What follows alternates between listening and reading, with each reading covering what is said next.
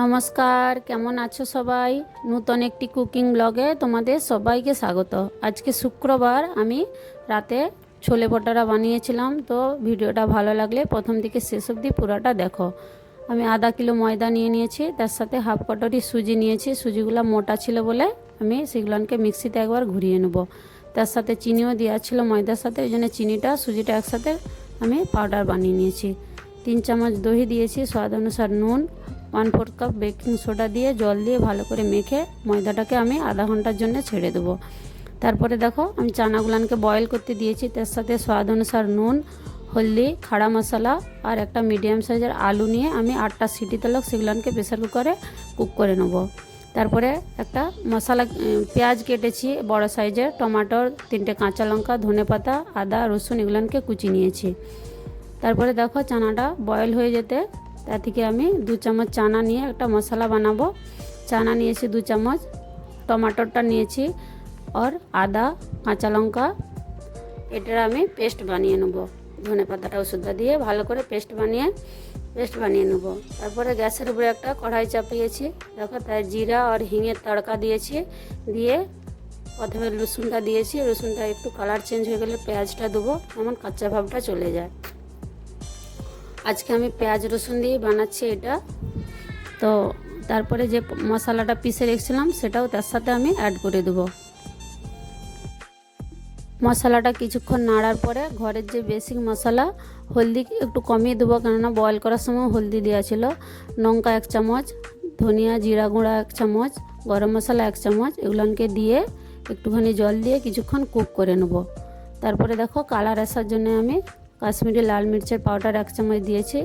দিয়ে মিক্সির যে মশলাটা পিষেছিলাম সেই জারটা ধুয়ে একটু জল দিয়ে কিছুক্ষণ 3-4 মিনিট আমি ঢাককে এটাকে পাকিয়ে নেব। তারপর তাই ভাজিটায় একটুখানি গুড় পাউডার অ্যাড করব, যেমন ভাজির একটু মানে ব্যালেন্সটা থাকে, সেই জন্য একটু আমি গুড় পাউডার অ্যাড করছি। তোমরা চাইলে দিতেও পারো, নাই তো স্কিপও করতে পারো। তারপরে দেখো ছোলেটা যে বয়েল হয়ে গেছিলো সেটাও আমি এর সাথে দিয়ে দিচ্ছি। দিয়ে কিছুক্ষণ নাড়ার পরে আমি অন্য সাইডে দেখো একটা প্যান চড়িয়েছিলাম, আমি কিছুটা পনির অ্যাড করব। সেই পনিরটাকে আমি নমক আর কসুরি মেথি দিয়ে 10 মিনিট ম্যারিনেট করে রেখেছিলাম। তারপরে সেই প্যানে সেগুলোকে ফ্রাই করে নিচ্ছি, নিয়ে তার উপর থেকে দিয়ে দেবো। আমি এটাতে গরম জল দেবো। কুকারে যে ছোলেটা বয়েল করেছিলাম সেইটা একটুখানি জল দিয়ে আমি গরম জল করে আমি এই ছোলে মশলাটাতে গরম জলটা দেবো। তারপরে একটু আমি উপর থেকে কসুরি মেথি দিয়ে দিচ্ছি। আমার ধনেপাতা ছিল না বলে আর শেষ হয়ে গেছিলো, ওই জন্য একটু উপর থেকে কসুরি মেথি দিয়েছি। দেখো কালারটাও কত সুন্দর এসছে আর খুব সুন্দর হয়েও ছিল খেতে। তোমরাও একবার ট্রাই করে দেখতে পারো। আমি এতে কোনো বাইরের মশলা দেইনি, নর্মাল ঘরের যে বেসিক মশলা তাকে দিয়ে বানিয়েছি। তো দেখো এবারে ময়দাটাও ভালোভাবে সেট হয়ে গেছে, সেটাকে হাতে করে একটু মেখে নিয়ে আমি লরিয়া পাকিয়ে আমি ভটুরের জন্য সবগুলো বেলে নেবো এরকম করে। এগুলো একটু পাতলা করে বেলতে হবে, নাহলে মোটা করে বেললে ভালো বেলবে না, জাড়াই হয়ে যাবে, শক্ত লাগবে।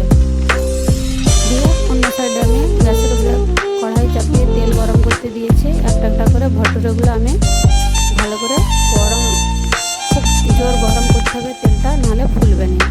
খুব সুন্দর ফুলেছিল। প্লেটিংয়ের জন্য আমি সাজিয়ে নিচ্ছি।